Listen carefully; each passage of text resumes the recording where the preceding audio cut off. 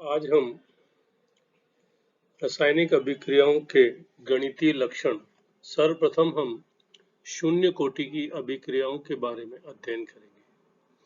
शून्य कोटि की अभिक्रिया क्या होती है? ऐसी अभिक्रिया जिसमें अभिक्रिया के दौरान अभिकारकों की सांद्रता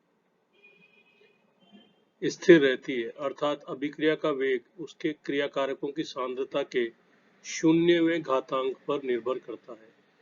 माना कि एक सामान्य अभिक्रिया है, A is changing into product और यहाँ पर जो रेट कांस्टेंट है वो है K0। तो इस अभिक्रिया के लिए अभिक्रिया का वेग क्या होगा?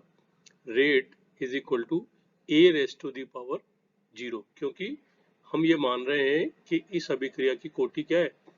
शून्य है। तो अभिक्रिया का वेग क्या होगा? Minus dA/dt is equal to K0 A raise to the power 0। यहाँ K0 क्या है? शून्य कोटि की अभिक्रिया का वेग स्थिरांक है। अब हमें याद है कि किसी भी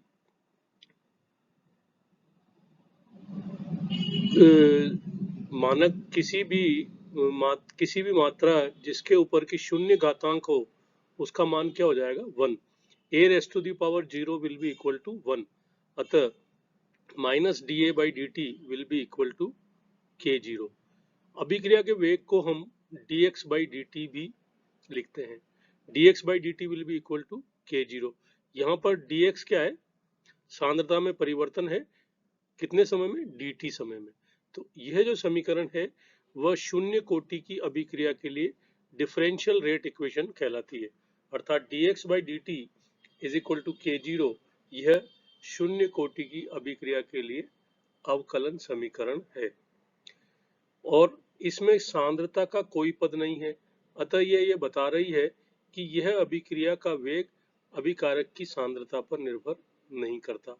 अब इस समीकरण को हम निम्न प्रकार से भी लिख सकते हैं, dx is equal to K0 dt। इस समीकरण का समाकलन अर्थात इंटीग्रेशन करने पर integration of dx is equal to integration of K0 dt। dx का इंटीग्रेशन हो गया x, K0 को हो गया K0 t प्लस c। यहाँ पर c क्या है? समाकलन स्थिरांक है। अब हम इसमें प्रारंभिक शर्त लगाएंगे कि जब t बराबर 0 है तो x बराबर भी 0 होगा, मतलब सांद्रता में परिवर्तन क्या होगा? शून्य होगा। प्रारंभ में तो जो सांद्रता थी वो पूरी रहेगी।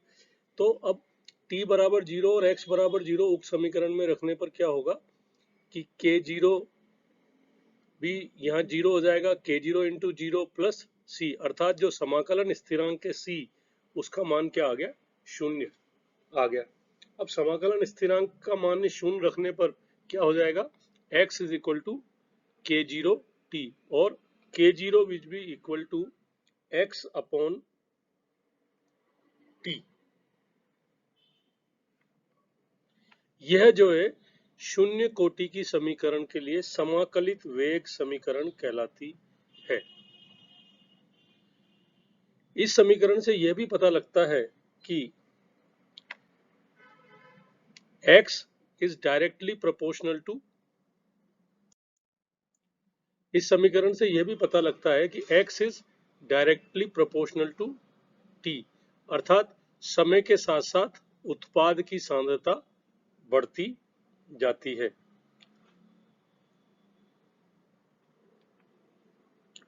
अब शून्य कोटि की अभिक्रिया के लिए अर्धायुकाल। अर्धायुकाल क्या होता है? अर्धायुकाल वह समय है जिसमें कि क्रियाकारक की सांद्रता का मान प्रारंभिक सांद्रता से आधा रह जाए, उसे हम टी हाफ कहते हैं। यदि क्रियाकारक की प्रारंभिक सांद्रता A हो तो जो हमारी प्रथम कोटि की समाकलित समीकरण है x is equal to K0 t, उसमें हम x की जगह तो A/2 रख देंगे और t की जगह t हाफ रख देंगे। तो A/2 will be equal to K0 t half और t half will be equal to A upon twice K0। अब चूंकि K0 क्या है? वेग नियतांक है, तो यह तो पूरी अभिक्रिया के दौरान स्थिर रहेगा।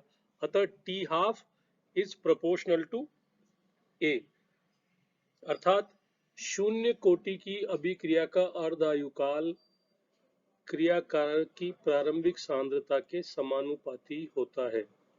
अर्थात क्रियाकारक की प्रारंभिक सांद्रता यदि हम बढ़ा देंगे तो अर्धायुकाल भी बढ़ता जाएगा।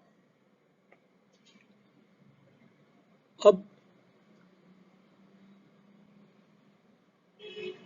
हम वेग नियतांक k0 का मात्रक ज्ञात करना चाहते हैं। तो समीकरण में k0 will be equal to mole per litre raise to the power 1 minus delta n into second inverse. अब यहाँ पर डेल्टा n का मान क्या हो गया, 0 हो गया। तो k0 का मान क्या होगा, मोल पर लीटर इनवर्स, मोल्स प्रति लीटर प्रति सेकंड। अर्थात जो सांद्रता की इकाई है वो ही सांद्रता परिवर्तन की जो दर है वह क्या कहलाएगी, इसकी k0 की मात्रक कहलाएगा। k0 is equal to concentration inverse into time inverse. अब शून्य कोटि की अभिक्रिया के कुछ उदाहरण हैं, जैसे कि हाइड्रोजन प्लस क्लोरीन प्रकाश की उपस्थिति में यह अभिक्रिया जो है HCl फॉर्म करती है। स्थिर दाब पर सूर्य के प्रकाश में हाइड्रोजन व क्लोरीन के संयोग से हाइड्रोजन क्लोराइड का निर्माण जो है वह शून्य कोटि की अभिक्रिया का उदाहरण है।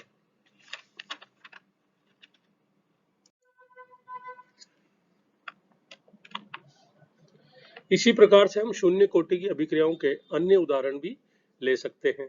अब एक गणितीय प्रश्न है, एक शून्य कोटि की अभिक्रिया को 40% पूर्ण होने में 120 सेकंड लगते हैं, तो 200 सेकंड बाद अभिकारक की कितनी मात्रा बचेगी।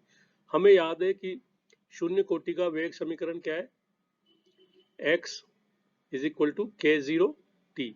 माना कि प्रारंभिक सांद्रता a है, तो 120 सेकंड में जो x हो जाएगा वो क्या हो जाएगा, 0.4 a।